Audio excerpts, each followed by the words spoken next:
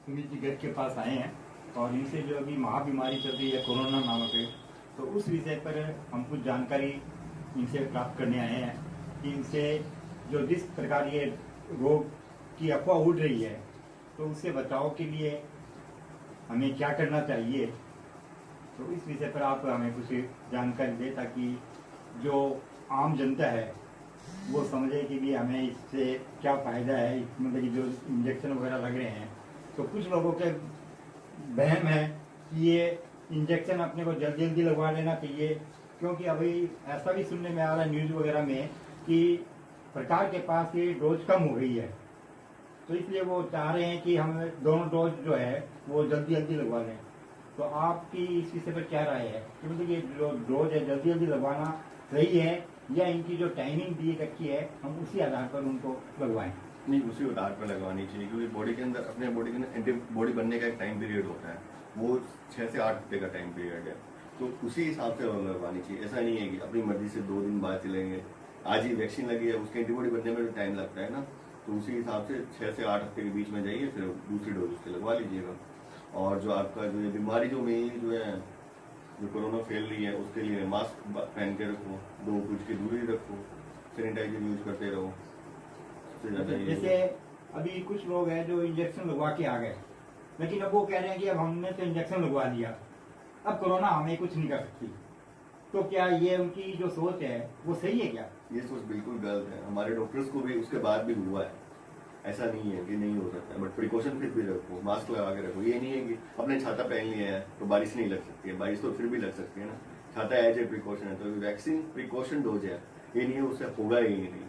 Polio vaccine लगने के बाद भी हो रहा है, आज भी पोलियो हो रहा है, ये थोड़ी ना वैक्सीन के बाद पोलियो कभी होगा ही नहीं।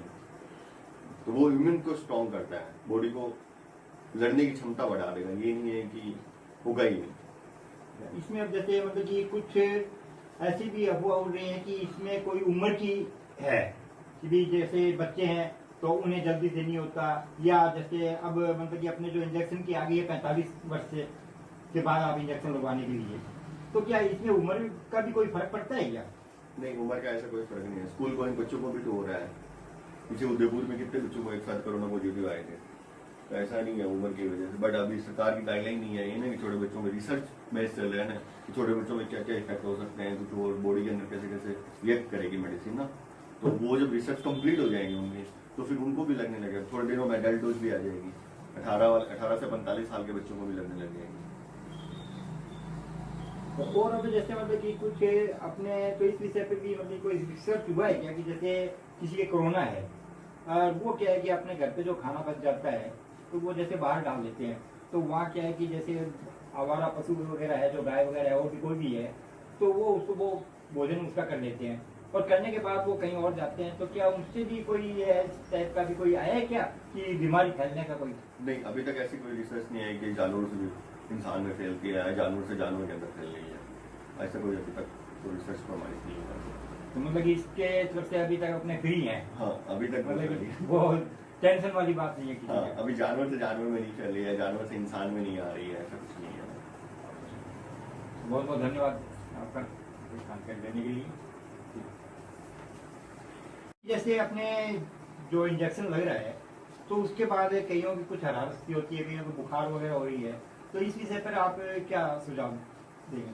नहीं, ऐसा कुछ नहीं है। किसी की एंटीबॉडी स्ट्रॉन्ग वर्क करती है, किसी की बॉडी का मैकेनिज्म होता है।